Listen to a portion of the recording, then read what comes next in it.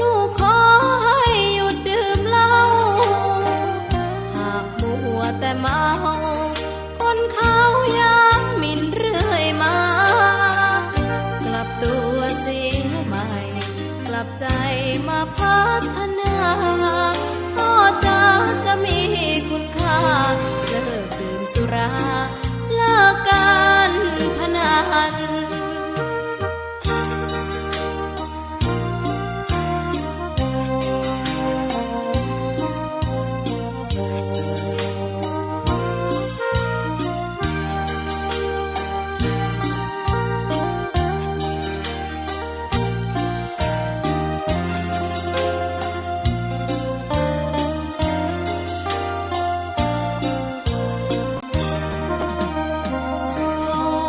ดื่มสุราเหมือนกินน้ำตาของแม่พ่อจะฐานะเราแย่หากไม่แก้ความจนแม่เตือนพ่อด่าตบตีแม่เสียจนโชคช้ำระกำมองมนซ้ำถูกคนเขานินทากราบเท้าคุณพ่อลูกขอให้หยุดดื่มเหล้าหากมัวแต่เมาคนเขาย้ำหมิ่นเรื่อยมากลับตัวเสียใหม่กลับใจมาพัฒนาพ่อจะมีคุณค่าเลิกดื่มสุราเลิกการพนัน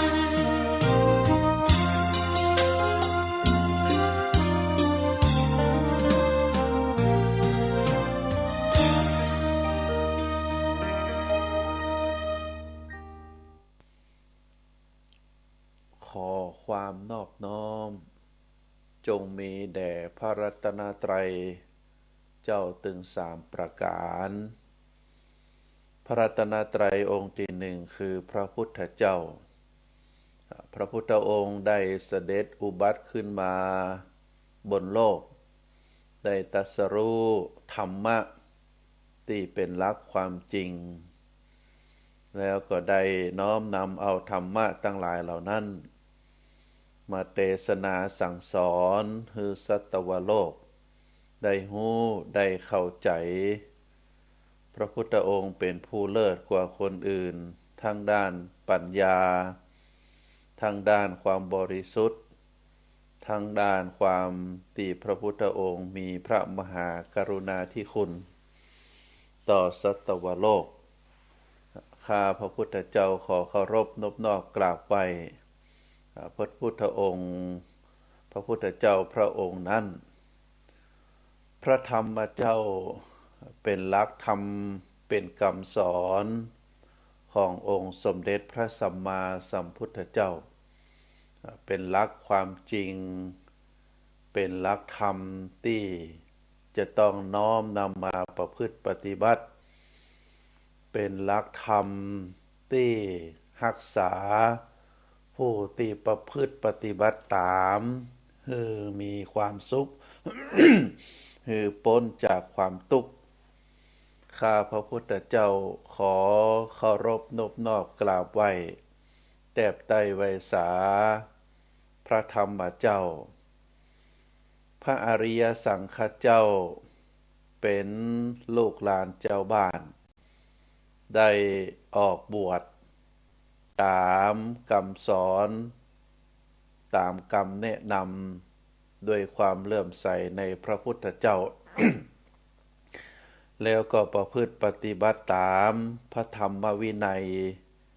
ที่พระพุทธเจ้าได้ทรงสั่งสอนไว้ได้มีความรู้ได้บรรลุธรรมแล้วก็ได้น้อมนำเอาธรรมะเหล่านั้นมาเทศนาสั่งสอน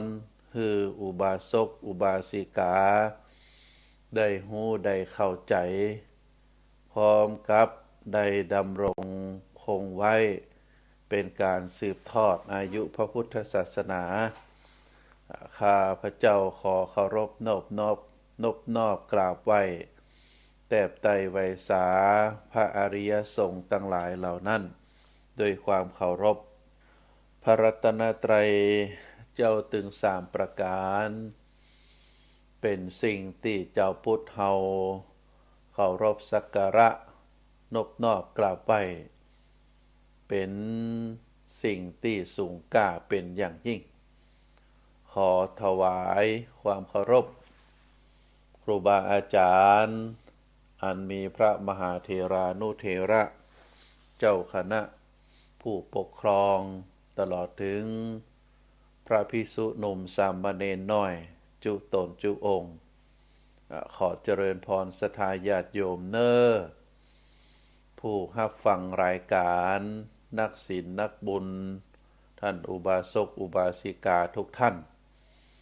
นับตั้งแต่ต่อจากนี้ไปอาตมาภาพพระครูปริยัติกิจจาภิวัตรสำนักวัดพระสิงห์อำเภอเมืองจังหวัดเชียงใหม่ขอนำรายการอันเป็นสาระธรรมเป็นคติธรรมเป็นชาดกธรรมในต่างพระพุทธศาสนามามอบเป็นธรรมบรรณาการเป็นอาหารใจคือกับท่านสาธุชนผู้ที่กำลังรับฟังรายการทุกท่านได้พินิจพิจารณาถึงเนื้อหาสาระธรรมคติธรรมชาดกธรรมเหล่านั้นอันจะก่อให้เกิดปัญญาปารมีแล้วก็น้อมนำมาประพฤติปฏิบัติอันจะส่งผลให้เกิดความสุขอันเป็นความสุขถึงตั้งกายและก็ตั้งใจเป็นเป้าหมายสูงสุดในการดำรงชีวิตของหมู่เฮาท่านทั้งหลายก่อนอื่นก็ขออนุโมทนาบุญในทีมงานของคลื่นสถานีวิทยุคลื่นพระพุทธศาสนาแห่งนี้ภายใต้การกำกับดูแลของท่านผู้อำนวยการพร้อมด้วยเจ้าหน้าที่ทุกฝ่ายทุกแผนก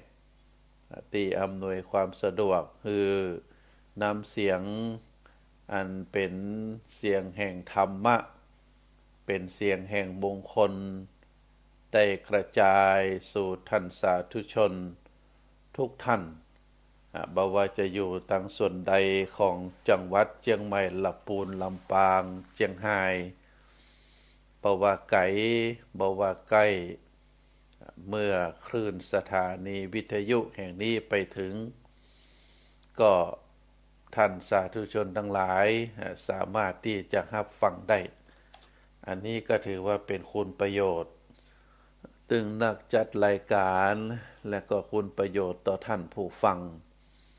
นักจัดรายการทั้งหลายครูบาอาจารย์ก็สามารถที่จะได้น้อมนำเอาสาระธรรมคติธรรมชาดกธรรมแห่งองค์สมเด็จพระสัมมาสัมพุทธเจ้าในต่างพระพุทธศาสนาโดยการกลั่นกรองพิจารณาแล้วว่าเป็นสิ่งที่มีประโยชนะศรัทธาญาติโยมบางท่านก็อาจจะเคยฟังแล้วบางท่านก็ฟังแล้วแต่ยังบ่เข้าใจหรือเข้าใจแล้วแต่ก็ยังจำบ่ได้ก็จะได้ฟังลืมฟังซ้ำฟังแหมส่วนครูบาอาจารย์ก็จะได้มีโอกาสเผยแผ่ธรรมซึ่งเป็นภาระหน้าที่ของพระสงฆ์องค์ข้าเจ้าจะได้น้อมนำเอาธรรมะอันเป็นธรรมะบริสุทธิ์เป็นธรรมะที่ถูกต้องเป็นธรรมะที่ปรากฏในทางพระไตรปิฎกเอามามอบให้ศรัทธาญาติโยมเป็นการตอบแทนที่ได้รับการอุปถากอุปถัมภ์บำรุงจากท่านสาธุชนจนถึงความเจริญรุ่งเรืองในต่างพระพุทธศาสนามาจนถึงปัจจุบันซึ่งเฮาท่านทั้งหลายก็บ่ลืมพระคุณซึ่งกันและกันศรัทธาญาติโยมก็เคารพเลื่อมใสในพระรัตนตรัยองค์สมเด็จพระสัมมาสัมพุทธเจ้าพระธรรมเจ้าแล้วก็พระสังฆเจ้ารุ่นแล้วรุ่นเล่าในส่วนของพระสงฆ์ก็บ่ลืมพระคุณในความอุปถากอุปถัมภ์ของศรัทธาญาติโยม ที่ได้เสียสละกำลังกายกำลังใจกำลังทรัพย์ได้ทำนุบำรุงพระพุทธศาสนาให้มีความเจริญให้มีความก้างกุงรุ่งเรืองมาจนถึงปัจจุบันอันนี้เป็นความรู้สึกถึงสองฝ่ายที่ได้รับฟังรายการได้ร่วมทำบุญแล้วก็ได้กล่าวโทรศัพท์นะอย่างตะวานี้ก็มีคุณแม่จากเมืองฝางได้โทรศัพท์ถึงอาตมาภาพก็บ่ได้บอกเปิงฮื้อไผแต่เปิงก็คงจะสอบถามทางสถานีวิทยุปกติแล้วอาตมาบ่ได้จัดสดได้อัดได้บันทึกเสียงธรรมแล้วก็ส่งไปทางสถานีเนื่องจากภาระหน้าที่บ่สะดวกในการจัดรายการสดแต่ก็โดยความที่ศรัทธาญาติโยมรับฟังแล้วก็ได้โทรศัพท์มาหาได้กล่าวขอบคุณแล้วก็เป็นกำลังใจซึ่งกันและกันถึงแม้จะเป็นกำอูน้อยเดียว 2-3 กำที่ได้โทรศัพท์หาก็เหมือนกับน้ำทิพย์ฉโลมใจเนอะศรัทธาญาติโยมเหมือนกับน้ำทิพย์ฉโลมใจได้ฮู้ได้ทราบว่าศรัทธาญาติโยมได้ฟังแล้วก็ได้มีความรู้เพิ่มเติมได้มีความชอบในการฟังสารธรรมคติธรรมก็เป็นกำลังใจสำหรับผู้นักจัดรายการได้ศึกษาค้นคว้าเพิ่มเติมแฮมอย่างคุณแม่ได้บอกว่าคุณแม่ได้ฟังตลอดฟังทุกองค์ทุกรูปทุกช่วงที่มีการจัดรายการแล้วก็พยายามติดต่อกล่าวขอบคุณของนักจัดรายการแล้วก็ได้กล่าวว่ามีความชอบในการฟังที่ท่านพระครูจัดได้คือความรู้ก็ถือว่าเป็นการมีน้ำใจต่อกันและกันได้แสดงออกซึ่งความมีน้ำใจไมตรีในฐานะที่เป็นผู้ฟังก็ขออนุโมทนาเนอคุณแม่เนอทุกท่านทุกคนที่ฟังรายการแล้วได้ความรู้เกิดจากเนื้อหาสาระอันเป็นคติธรรมเป็นชาดกธรรมเป็นสารธรรมก็ถือว่าเป็นสิ่งที่มีประโยชนะถึงท่านผู้ฟังคนจัดตัวสำหรับวันนี้เป็นวันพิเศษอาตมาภาพขอฝากเรื่องราวที่เป็นคุณประโยชน์พระพุทธศาสนาของเฮานั้นตามที่ทราบแล้วท่านองค์สมเด็จพระสัมมาสัมพุทธเจ้าพระพุทธองค์เมื่อครั้งใกล้จะปรินิพพานพระอานนท์ได้ทูลถามว่าเมื่อพระพุทธองค์ได้เสด็จดับขันธปรินิพพานแล้วจะมอบให้ไผดำรงตำแหน่งเป็นพระพุทธเจ้าแทนในการกำกับดูแล พระสงฆ์องค์ข้าเจ้าตลอดถึงการพระศาสนาพระพุทธองค์ได้ตรัสบอกว่าเฮาบ่ได้มอบให้ไผก็มอบให้พุทธบริษัทถึง4คืออุบาสกอุบาสิกาภิกษุภิกษุณีอุบาสกอุบาสิกาพุทธบริษัททั้ง4เป็นผู้ที่จะช่วยกันจันลงพระพุทธศาสนาให้กังกุงรุ่งเรืองแล้วก็พระธรรมวินัยที่เฮาได้ตรัสได้บัญญัติได้สอนไปแล้วก็จะเป็นพระพุทธเจ้าแทนเฮาอันนี้เป็นพระดำรัสที่พระพุทธเจ้าได้กล่าวตัดตอบที่พระอานนท์ได้ทูลถามและสิ่งสำคัญที่สุดที่เฮาได้ทราบกันเมื่อพระพุทธองค์ยังทรงพระชนอยู่นั้น พระพุทธองค์ก็ได้ประกาศคือพุทธบริษัทถึงสี่ได้ทราบถึงการที่พระพุทธองค์ได้ประกาศยกย่องได้ประกาศยกย่องถึงภิกษุภิกษุณีอุบาสกอุบาสิกาได้รับถือว่าเป็นตำแหน่งในทางพระพุทธศาสนาเราเรียกว่าเอตทัคคะที่พระบรมศาสดาได้ประทาน แต่งตั้งคือพุทธบริษัททั้งสี่อันได้แก่ภิกษุภิกษุณีอุบาสกอุบาสิกาผู้ที่มีความรู้ความสามารถดีกว่าเด่นกว่าท่านอื่นๆในด้านต่างๆและก็ถือว่าเป็นผู้ที่มีความเด่นความรู้ในเรื่องนั้นๆเพราะว่าแต่ละตำแหน่งนั้นพระพุทธองค์ประทานแต่งตั้งเพียงรูปเดียวท่านเดียวต่อนั้นแม้จะมีท่านอื่นๆผู้ที่มีความรู้ความสามารถในด้านเดียวกัน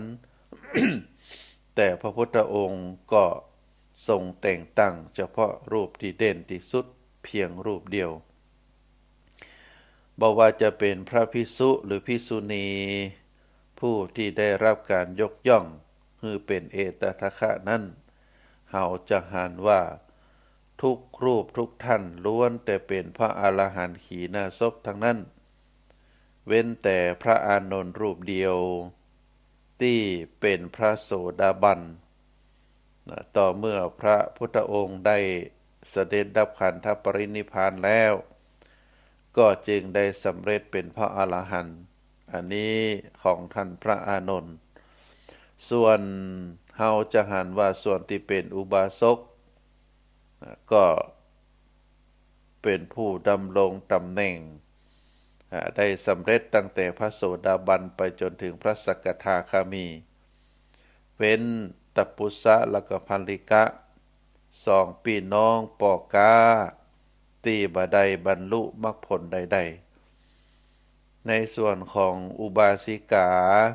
มีจำนวน10ท่านล้วนแต่ก็เป็นพระโสดาบันทั้งนั้น เฮาจะหันว่าประวัติของพุทธบริษัททั้งสี่ที่ได้รับการยกย่องเป็นเอตทัคคะคือเป็นผู้เป็นเลิศในด้านนั้นๆเนี่ยบางท่านก็มีประวัติยาวบางท่านก็มีประวัติปรากฏน้อยเดียวแต่ก็ทุกท่านที่ได้รับการยกย่องเป็นเอตทัคคะถือว่าเป็นผู้ที่มีความสำคัญได้กระทำคุณประโยชน์แก่พระพุทธศาสนาก็ถือว่าเป็นสิ่งที่น่าอนุโมทนาเหตุที่พระพุทธองค์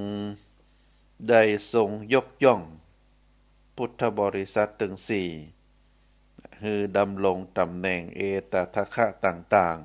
ๆก็โดยเหตุ4ประการประการที่หนึ่งเรียกว่าได้รับการยกย่องตามเรื่องที่เกิดขึ้นพระสาวกรูปนั้นๆหรือภิกษุณีอุบาสกอุบาสิกาได้แสดงความสามารถออกมาให้ปรากฏโดยสอดคล้องกับเหตุการณ์ที่เกิดขึ้นเขาเรียกว่าได้รับการยกย่องตามเรื่องที่เกิดประการที่สองได้รับการยกย่องตามที่ได้สะสมบุญมาแต่อดีตชาติเขาเรียกว่าบุพเพกตปุญญาตาก็มีความหมายนัยยะว่า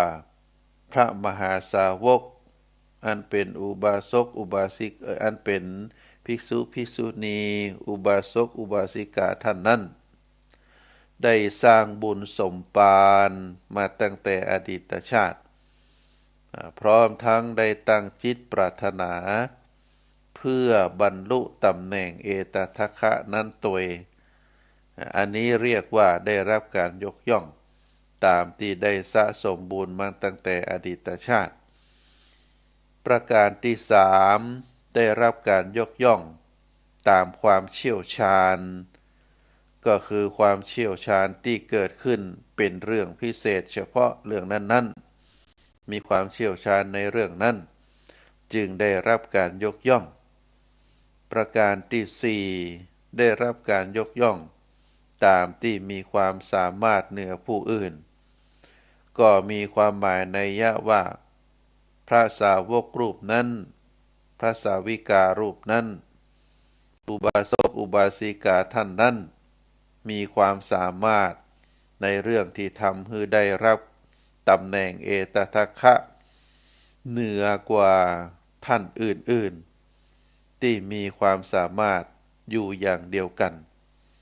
อันนี้สี่เหตุสี่ประการที่พระพุทธองค์ได้ยกย่องพุทธสาวกให้เป็นผู้ที่ได้รับเอตทัคคะได้รับการยกย่องได้รับการนับถือเราจะหันว่า ในสมัยครั้งพุทธกาลนั้นพระสาวกที่เป็นพระภิกษุได้รับการยกย่องมีจำนวน41รูปภิกษุณี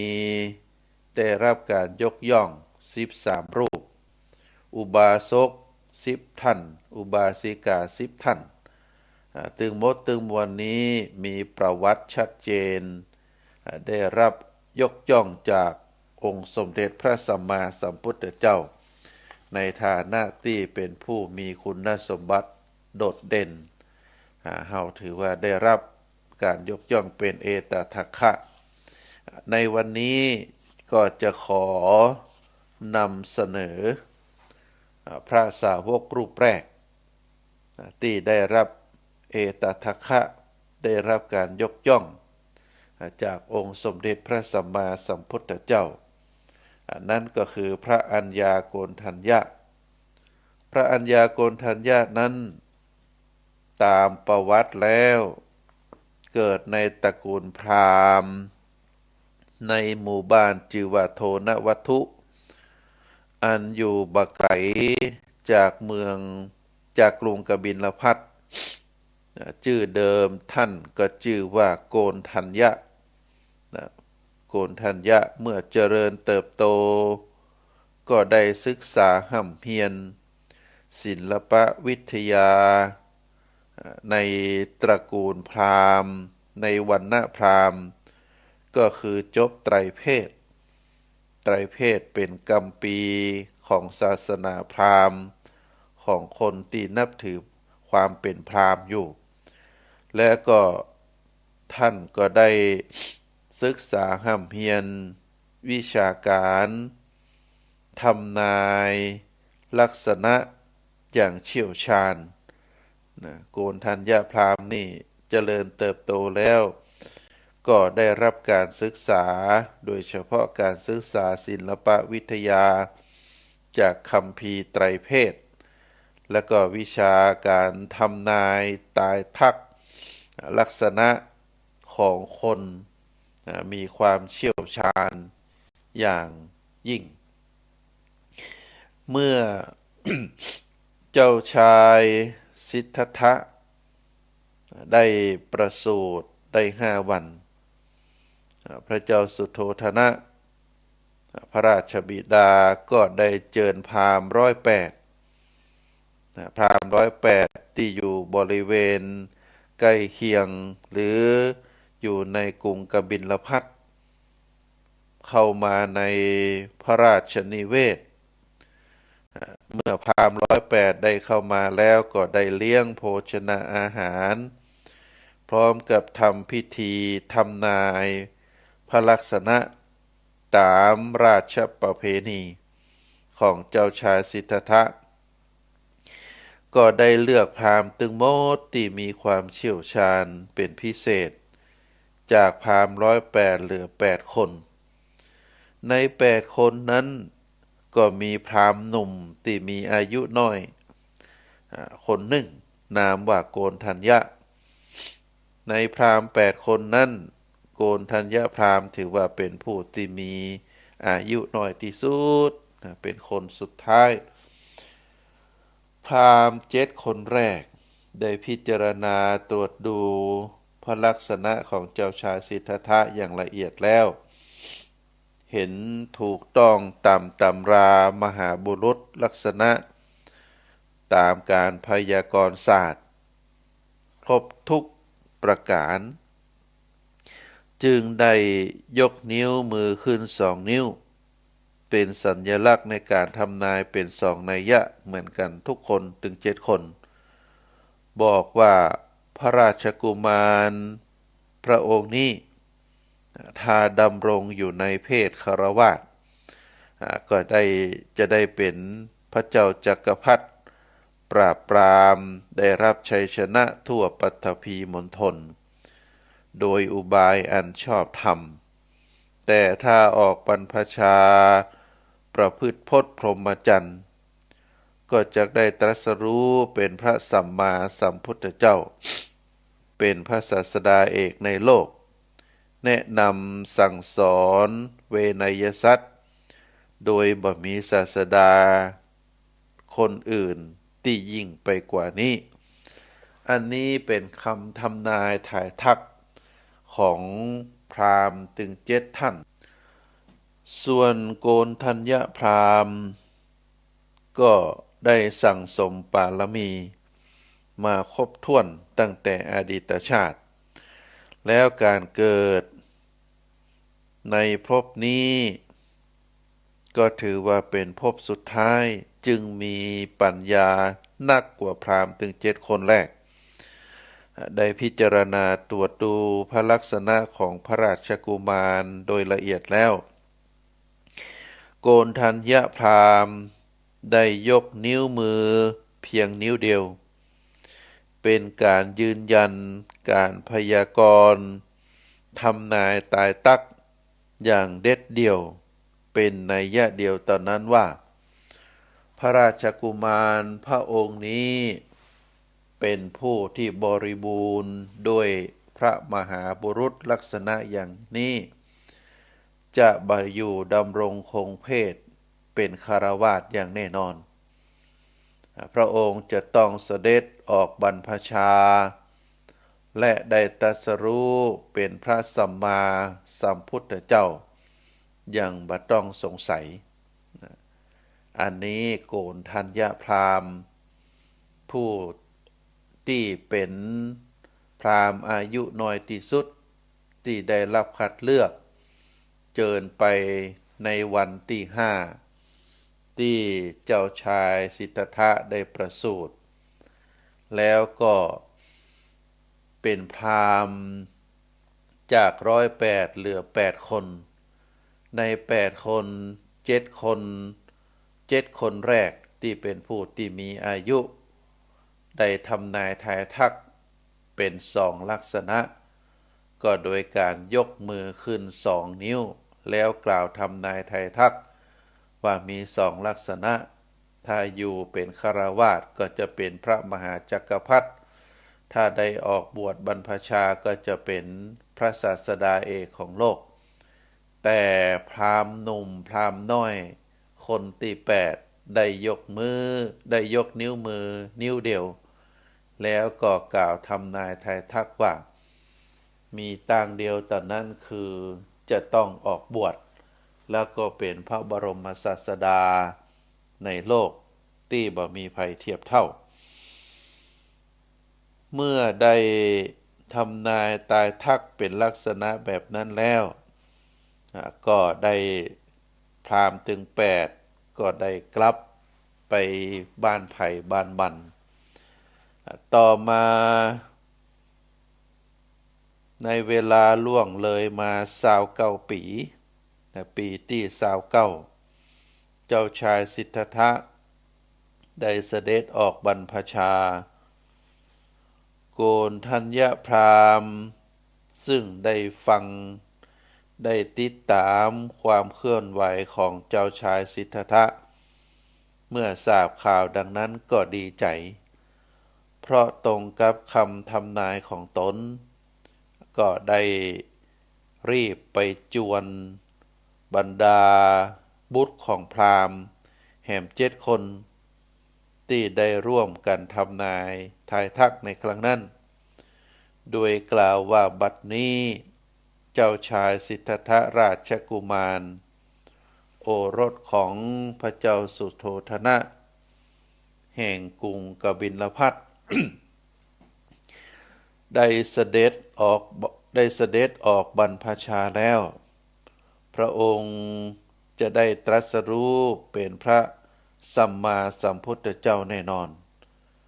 ถ้าบิดาของพวกท่านยังมีชีวิตอยู่ก็คงจะออกบวชด้วยกับเฮาถ้าท่านทั้งหลายปรารถนาจะบวชก็จงบวชตามพระมหาบุรุษพร้อมกันเตอะปรากฏว่าบุตรพราหมณ์เหล่านั้นยอมออกบวชเพียง4 คนใน7 คนออกบวช4 คนก็คือวัปปะ พัทธิยะ มหานามะแล้วก็อัสสชิโดยที่มีโกณฑัญญพราหมณ์เป็นคนที่5จึงได้ปามานพถึง4 คนพร้อมกับตนรวมเป็น5แล้วก็ได้นามบัญญัติว่าปัญจวัคคีย์ปัญจวัคคีย์แปลว่าหมู่5 คนหรือคน5เรียกว่าเป็นคนมีพวกอยู่5 คนปัญจวัคคีย์ก็ได้ออกบวชสืบเสาะติดตามถามหาว่ามหาบุรุษไปต่างใดจนมาพบ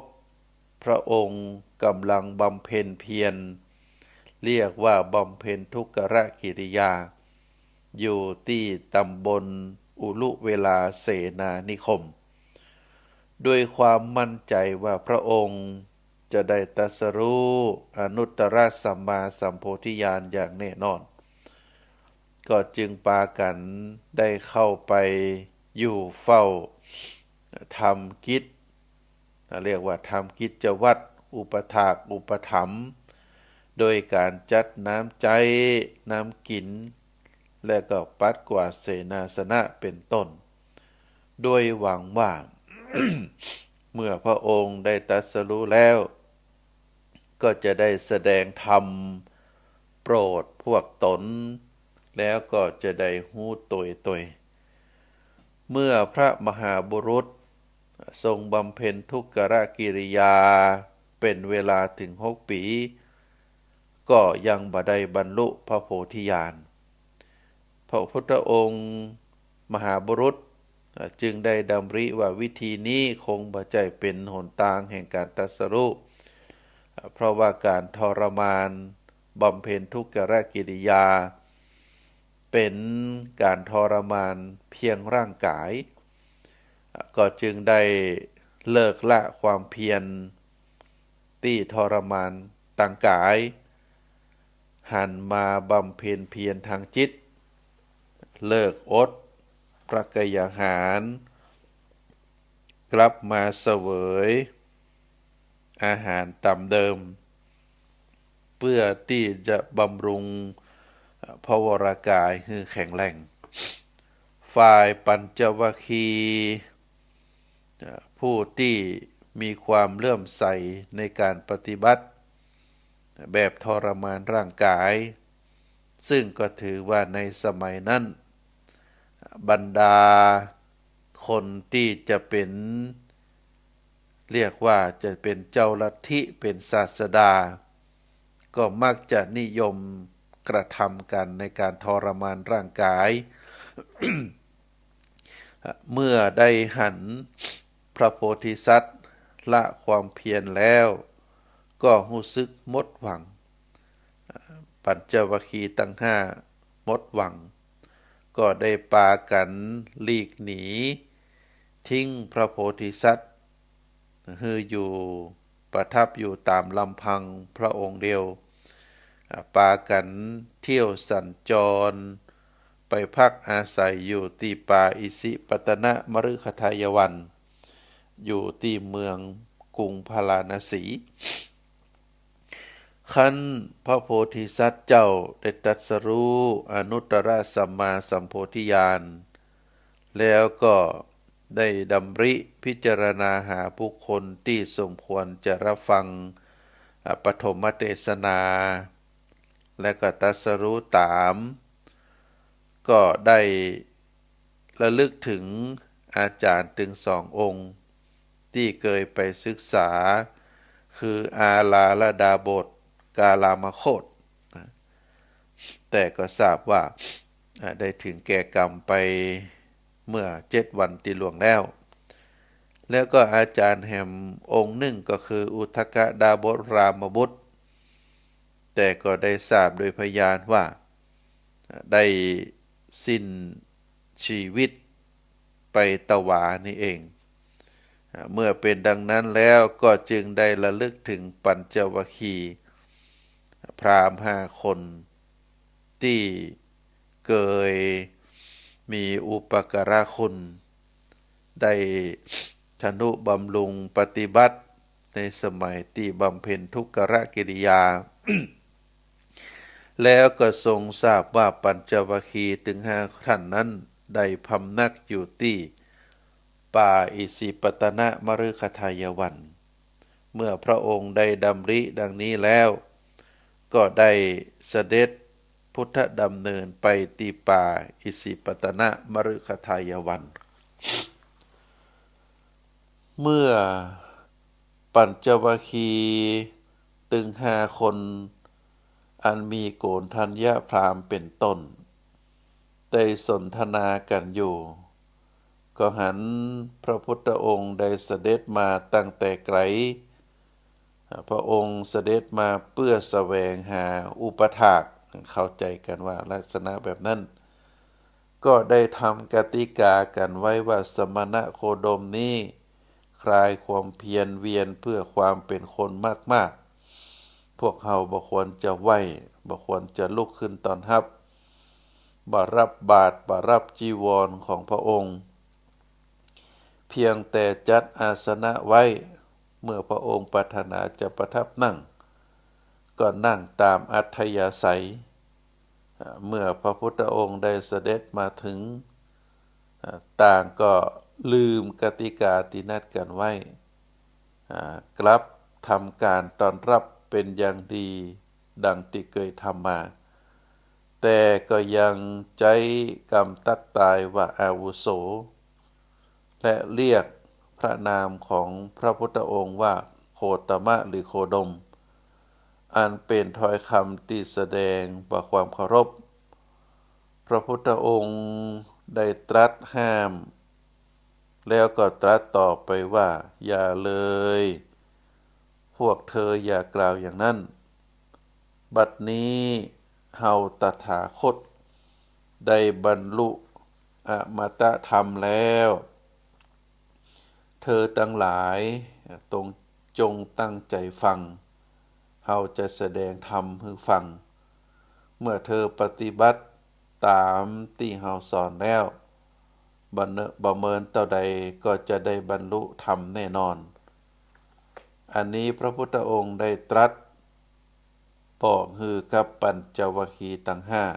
5แต่ปัญจวัคคีย์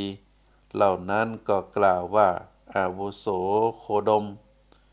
แม้พระองค์จะบำเพ็ญเพียรอย่างอุกิจเห็นปานนั้นก็ยังบ่ได้บรรลุธรรมวิเศษอันใดปัจจุนี้พระองค์คลายความเพียรนั้นแล้วหันมาประพฤติปฏิบัติเพื่อความเป็นคนมากๆแล้วจะบรรลุอมตะธรรมได้จะใดพระพุทธองค์ได้ตักเตือนปัญจวัคคีย์ให้ระลึกถึงความหลังว่าเธอทั้งหลายจำได้ว่าการกล่าวจะนี้การอูจะนี้เฮาเคยอูกับท่านก่อนปัญจวัคคีย์ระลึกได้ว่าพระองค์บ่เคยตัดจะอีมาก่อนก็จึงได้ยินยอมพร้อมใจกันฟังพระธรรมเทศนาด้วยความเคารพเมื่อ พระพุทธองค์ได้ประกาศพระสัมมาสัมโพธิญาณแก่เหล่าปัญจวัคคีย์โดยการได้ตรัสธรรมจักรกับปวัตตนสูตรเป็นปฐมเทศนา ซึ่งเนื้อหาสาระธรรม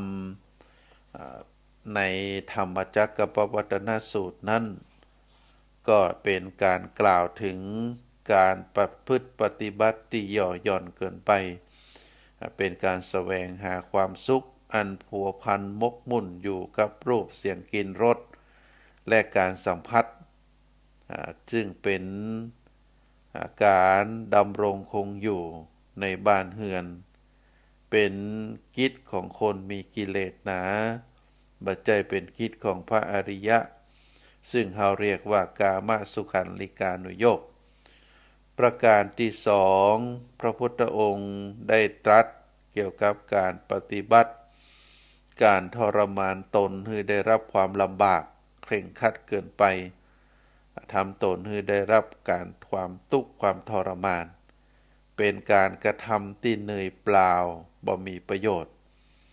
บัจจัยต่างแห่งความหลุดพ้นเรียกว่าอัตตกิลมัฏฐานุโยคแล้วพระพุทธองค์ก็ได้ตรัสชี้แนะชี้นำถึงแบบที่เรียกว่าการปฏิบัติเป็นแบบกลางๆมัชฌิมาปฏิปทาบ่หย่อนเกินไปบ่ตึงเกินไปเป็นการดำเนินทางสายกลางเราเรียกว่าอริยมรรคมีองค์8ซึ่งพระพุทธองค์ก็ได้ตรัสสอนอริยมรรคมีองค์8มีสัมมาทิฏฐิเป็นต้นเมื่อพระพุทธองค์ได้ตรัสพระธรรมเทศนา3ข้อ3ประการใหญ่ก็คือการ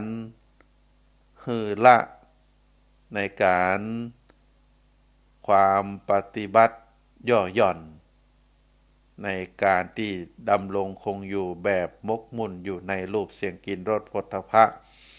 เราเรียกว่ากามสุขันลิกานุโยคแล้วก็ได้ตรัสโทษแห่งการทรมานตัวเองเรียกว่าอัตตกิลมัฏฐานุโยคพร้อมกับได้เทศนาสั่งสอนให้ประพฤติปฏิบัติตามแนวทางสายกลางเราเรียกว่ามัชฌิมาปฏิปทาสิ่งใดเกิดขึ้นก็คือได้ดับสิ่งต่างหลายต่างมวลนั้นพอพระพุทธองค์ได้ตรัสจบปุ๊บปรากฏว่าโกณฑัญญพราหมณ์ได้ดวงตาหันธรรมเป็นพระโสดาบันรูปแรกในทางพระพุทธศาสนาได้พระพุทธองค์ได้เปล่งอุทานว่าอัญญาสิวัตตโพโกณฑัญโยอัญญาสิวัตตโพโกณฑัญโยแปลว่าโกณฑัญญะได้รู้แล้วหนอโกณฑัญญะได้รู้แล้วหนอซึ่งถือว่าพระโกณฑัญญะนั้นเป็นพระสงฆ์รูปแรกพร้อมกับได้รับการอุปสมบทจากพระพุทธเจ้าโดยพระดำรัสว่าเธอจงเป็นพระภิกษุมาเถิดทำอันเฮากล่าวดีแล้ว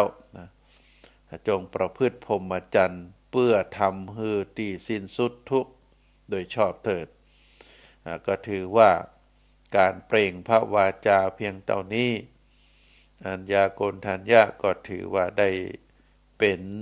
พระภิกษุในทางพระพุทธศาสนารูปแรกการ อุปสมบทโดยวิธีนี้เราเรียกว่าเอหิภิกขุอุปสัมปทาเนสัทธาญาติโยมแล้วก็วันต่อมาพราหมณ์แห่ง4 คนก็ได้บรรลุเป็นพระโสดาบันและก็ได้รับการอุปสมบทโดยวิธีเดียวกันเรียกว่าเอหิภิกขุอุปสัมปทาแล้วก็เมื่อปัญจวัคคีย์ตึง5นั้นได้ดวงตาหันธรรมเป็นพระโสดาบันแล้ว พระพุทธองค์ก็ได้ตรัสพระธรรมเทศนาเรียกว่าอนัตตลักษณสูตรซึ่งเป็นพระสูตรที่ได้แสดงลักษณะแห่งเบญจขันธ์อันเป็นอนัตตาความบ่มีตัวบ่มีตนโดยที่พระพุทธองค์ได้ตรัสสำทับพระธรรมเทศนาบทนี้ก็ทำให้พระปัญจวัคคีย์ถึง5 รูปได้ดวงตาหันธรรมแล้วก็ได้สำเร็จเป็นพระอรหันต์ก็ปรากฏว่าพระอรหันต์ได้บังเกิดขึ้นในโลกเป็น6 องค์ด้วยกันรวมกับพระบรมศาสดาอันนี้เป็นประวัติความเป็นมาของท่านอัญญาโกณฑัญญะท่านอัญญาโกณฑัญญะนั้นได้รับการถูกส่งไปประกาศพระศาสนาพร้อมโดยภาษาวกรูปแรกจำนวน60 รูป ท่านได้เดินทางไปยังบ้านเกิดของท่านบ้านเดิมแล้วก็ได้นำหลานท่านชื่อว่าปุณณมันตานีเป็นบุตรของนางมันตานีผู้เป็นน้องสาวแล้วก็ได้มีและได้ชื่อว่าพระปุณณมันตานีบุตรได้นำหลานชายมาบวชเพราะความที่ท่านเป็นพระเถระแล้วก็มีอายุนักมีประสบการณ์เป็นจำนวนมากก็ได้รับการยกย่องจากองค์สมเด็จพระสัมมาสัมพุทธเจ้ามีเอตทัคคะเป็นพระภิกษุผู้เลิศกว่าภิกษุทั้งหลายเป็นผู้รัตตัญญูหมายถึงผู้รู้ลาตีนานคำว่ารู้ลาตีนานก็คือมีอายุนักพระอัญญาโกณฑัญญะเป็นพระเถระผู้เฒ่าบ่ชอบอยู่คลุกคลีโดยหมู่คณะได้หลีกเล่นอยู่ในสถานที่อันสงบวิเวกตามลำพังท่านได้กล่าวไว้ตรงกันว่าเป็นเวลา12 ปีก่อนที่ท่านจะนิพพานท่านก็ได้กราบทูลลาองค์สมเด็จพระสัมมาสัมพุทธเจ้าไปจำพรรษาหน้าป่าหิมพานต์ตามลำพังเป็นการต้องการที่จะอยู่ความสงบด้วยเหตุผลส่วนตัวของท่านแล้วแห่งประการหนึ่งเราก็ทราบกันดีว่าในการเผยแผ่ศาสนาในยุคต้นๆพระอัญญาโกณฑัญญะท่านได้คิดว่าท่านบประสงค์จะหันพระอัครสาวกก็คือพระสารีบุตรและพระโมคคัลลานะซึ่งเป็นผู้ที่มีกำลังสำคัญในการช่วยแบ่งเบาภาระของพระพุทธองค์ในกิจการศาสนาด้านต่างๆที่ต้องมาแสดงความเคารพนอบนบต่อพระผู้ชราอย่างท่านซึ่งสังขารแต่ละครั้งแต่ละอันก็จะล่วงโรยไปก็ได้หลีกเล่นไปอยู่ในป่าหิมพานต์แล้วก็ท่านก็ได้รับความเหน็ดเหนื่อยที่ต้องคอยต้อนรับผู้ที่ไปมาหาสู่ตึงบรรพชิตและคฤหัสถ์การอยู่ในเสนาสนะใกล้บ้านก็จึงบ่เหมาะสมกับพระชราอย่างท่านท่านเบื่อหน่ายความดื้อรั้นของพระสัทธิวิหาริกรุ่นหลังๆที่มักจะประพฤติปฏิบัตินอกลู่นอกทางห่างไกลจากการบรรลุมรรคผลนิพพานเพราะฉะนั้นพระอัญญาโกณฑัญญะ ก็จึงได้กราบลาพระพุทธเจ้าไปจำพรรษาในป่าหิมพานต์บริเวณใกล้ชัดทันเป็นเวลา12 ปีวันที่ท่านจะนิพพานท่านก็ได้พิจารณาอายุสังขารก็ได้เข้ามาเฝ้าพระพุทธเจ้า เพื่อกราบลากราบทูลลานิพพาน เมื่อพระพุทธองค์ได้ประทานอนุญาตแล้วท่านก็เดินทางไปยังป่าหิมพานต์แล้วก็นิพพานในบรรณศาลาติภักริมสะชะทันพระผู้มีพระภาคพร้อมด้วยพระสงฆ์เป็นจำนวนนักก็ได้เสด็จไปทำการชาปนกิจศพท่านอันนี้เป็นประวัติของพระอัญญาโกณฑัญญะพระสงฆ์รูปแรกในต่างพระพุทธศาสนาท่านสาธุชนทั้งหลายเฮาก็จะได้หันว่าประวัติของพระสาวกซึ่งเป็นพระ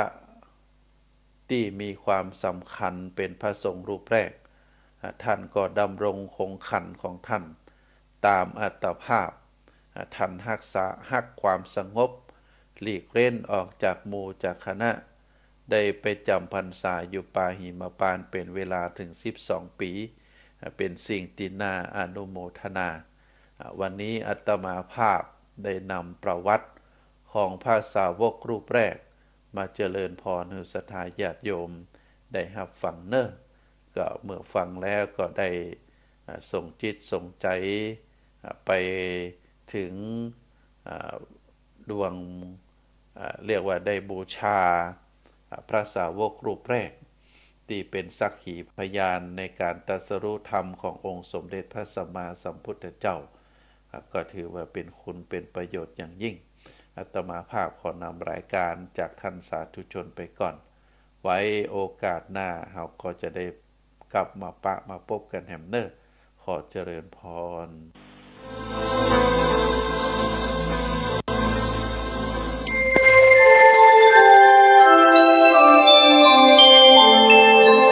ขณะนี้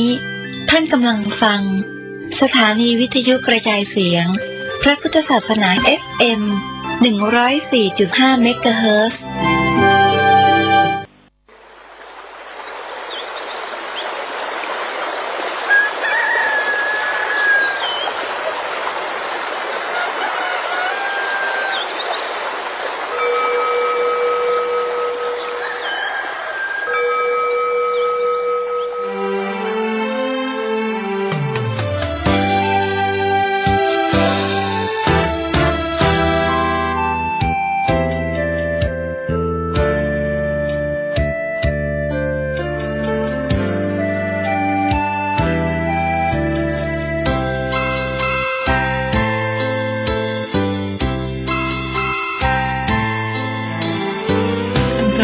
ที่ปานน้ำงดงามสูงเด่น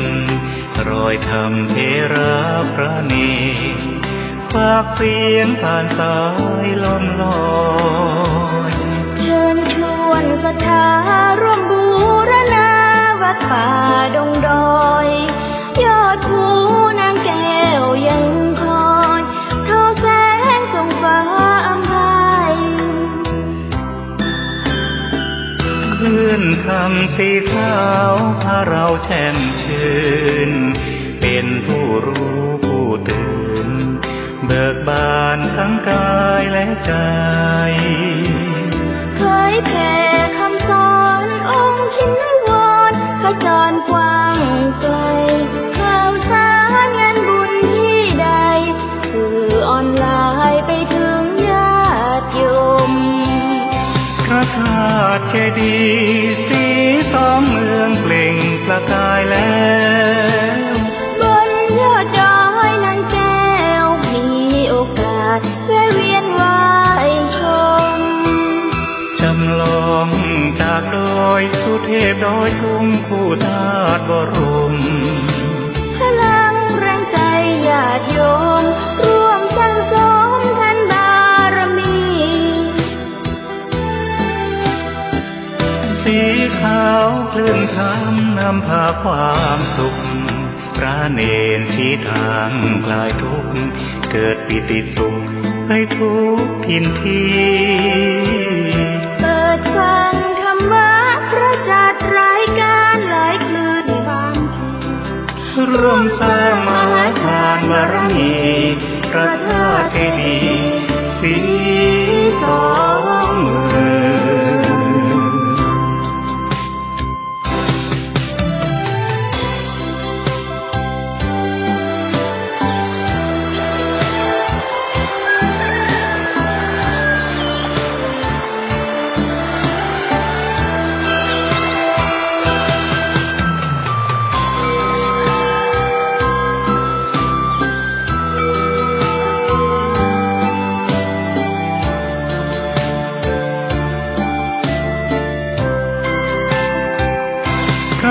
ตุเจดีย์สี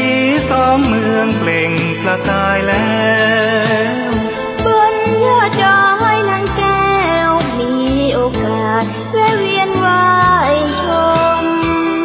จำลองจากดอยสุเทพดอยสูงคู่ธาตุบรม พลังแรงใจญาติโยมร่วมสร้างสมท่านบารมี สีขาวคลื่นช้ำนำพาความสุขพระเนรสีทางคลายทุกข์เกิดปิติสุขไปทุกทินที่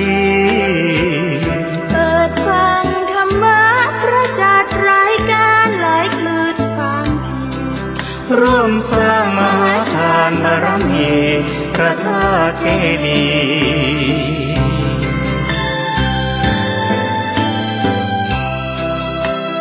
สีสองเมือง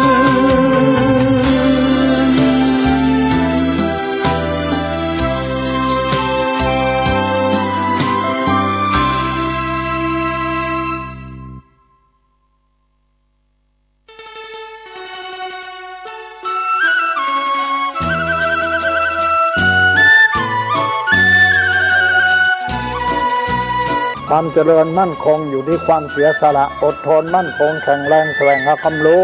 ต่อสู้อุปสรรคกำจัดสิ่งเสี่ยงติดเสริมสร้างชีวิตพอมีพอเพียงพระบาทสมเด็จ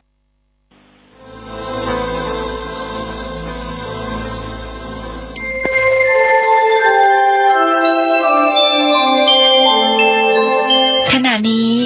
ท่านกำลังฟัง